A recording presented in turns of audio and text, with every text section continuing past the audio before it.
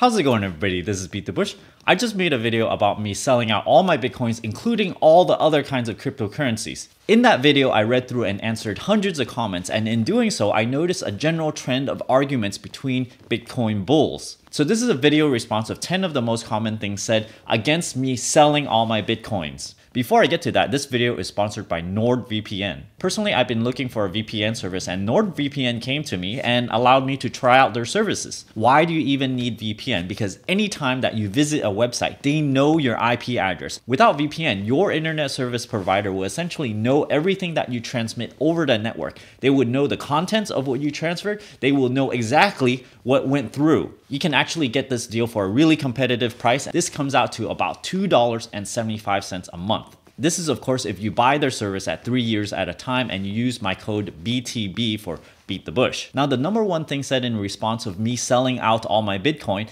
is basically a lot of insult, and I don't understand this. Why would you care if someone else sold their position? Why would you get mad at this? Anyway, here are the insults, and I actually expected all of this before I even released the video. So here are some examples. You are stupid, a fool, a dummy, an idiot, and my favorite one, please educate yourself. More such as you are clueless, unintelligent, short-sighted, worst decision ever, or scared. Now, my response to this is not exactly insult for insult. If you look up Google Trends here and you look up Bitcoin versus Kim Kardashian, Kim Kardashian is probably a search term that is kind of for the masses. And if you look up Bitcoin versus Kim Kardashian, you'll realize that, wow, the average person is looking up Bitcoin, which means something. This basically tells me that yes, it's very popular, and also that the average person looking up Bitcoin and is interested in it basically probably will not understand the underlying technology,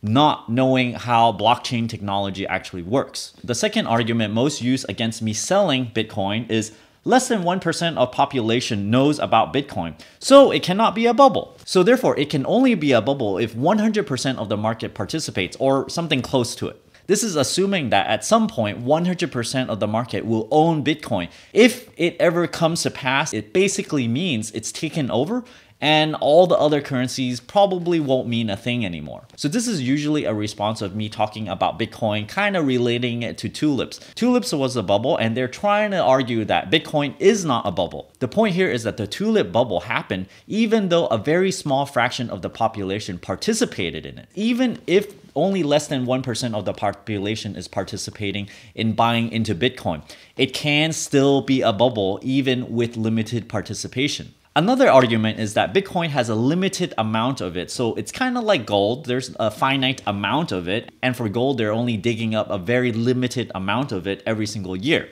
So a typical argument is to compare the market cap of Bitcoin versus the market cap of gold. The current market cap of Bitcoin is about 16.5 million Bitcoins times 16,500, which is 272 billion. So it goes to say that Bitcoin needs to run up 25 times more in order to reach the market cap of gold. Bitcoin bulls usually use this as an argument, saying that it has a lot more room to run up. If it's going to go to anywhere near the market cap of gold, it has to be valued at close to $400,000 per Bitcoin. So the way I look at this, to me, this is a bit of a hand waving. I've seen this argument mainly for accessories for iPhone products because iPhones, they sell so many of them, so then they can go, oh, there's so many millions out there. Then they look at something called an attachment rate. Let's say they're selling an iPhone cover or something, and then they go, oh, there's so many iPhones out there. If we reach, let's say, 10% attachment rate, then we're going to sell so many millions of these iPhone covers. This is a bit of hand waving because you don't know what the attachment rate will be, what its limit will be. This is drawing in parallel to the Bitcoin. You don't know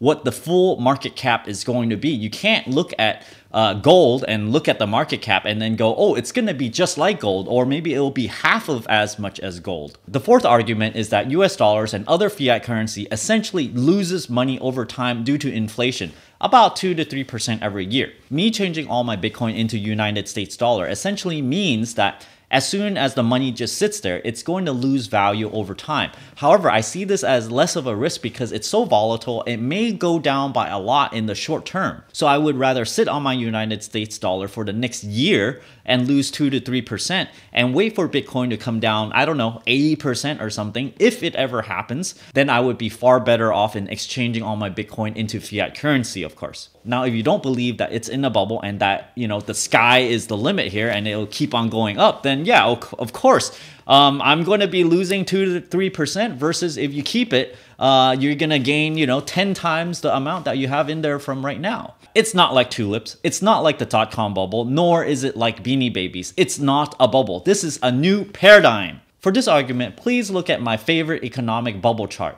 Notice at the very peak of this economic bubble says paradigm. The sixth argument is that people are adopting Bitcoin more and more. It's sort of like a network effect because the more people that you have, the more valuable the underlying asset it's going to be. Less than 1% of people own Bitcoin, and if there's a very slight variation, let's say it just doubles, then that means Bitcoin is going to double. My counter argument to this is buying Bitcoin on Coinbase or any other exchange is not adopting Bitcoin. To me, adopting Bitcoin is if I can go to all kinds of stores and be able to use Bitcoin to buy whatever products I want. For example, if I want to go to the local gas station or local supermarket, right now I cannot use Bitcoin. Yes, I know that there are some places that would accept Bitcoin, but generally right now it's a novelty for most people. Most people that are buying in right now are speculators, and buying in is not adopting Bitcoin.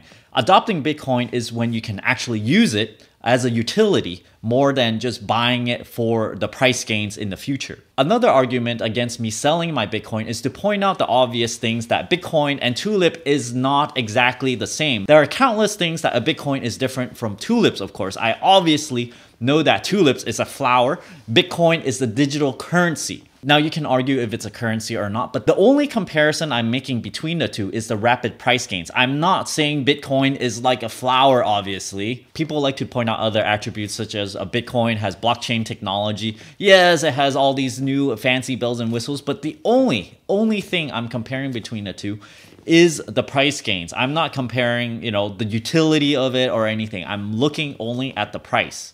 The eighth argument has to do with holding Bitcoin long term, called HOLD, which is misspelled to HODL. This pertains to people who plan to hold on to Bitcoin for life. Now later on they made an acronym for that, which is basically hold on to dear life. Or the way I like to think about it is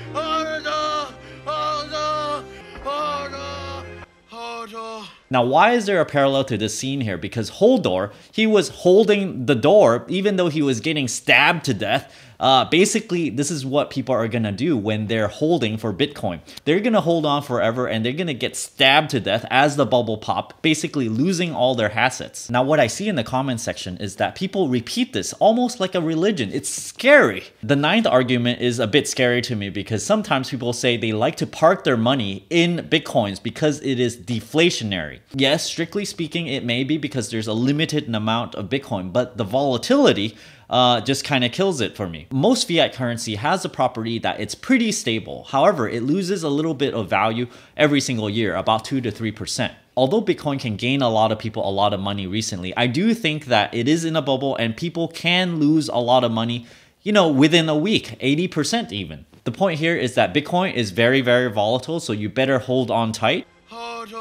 Losing 80% of your initial principal has happened before. So if you're going to hold on for dear life, you better hold on very tight and not flinch even if the value drops by 80%. The 10th and final argument, and I quote here, the government will adopt cryptocurrencies. You don't understand the power of digital technology. Where do I begin when someone says I don't understand the power of digital technology? It's scary to hear that this person did not even say you don't understand the power of blockchain technology, not digital technology. Digital technology only pertains to when something is being represented as a 1 or a 0, for example, in computers, or digital versus analog. So the usage of all of these insults and these arguments for Bitcoin going up really, really worries me, especially in the language used, in the grammar that's used. So I still stand by my sold position, and some of you noted that if you join Coinbase through my referral link down in the video description below, I do get a referral amount, and I had been getting a little bit of that. I did sell all of my holdings from my previous video. I hope you guys enjoyed this video and sort of shed some light on how alarming this is in terms of the types of comments that I get,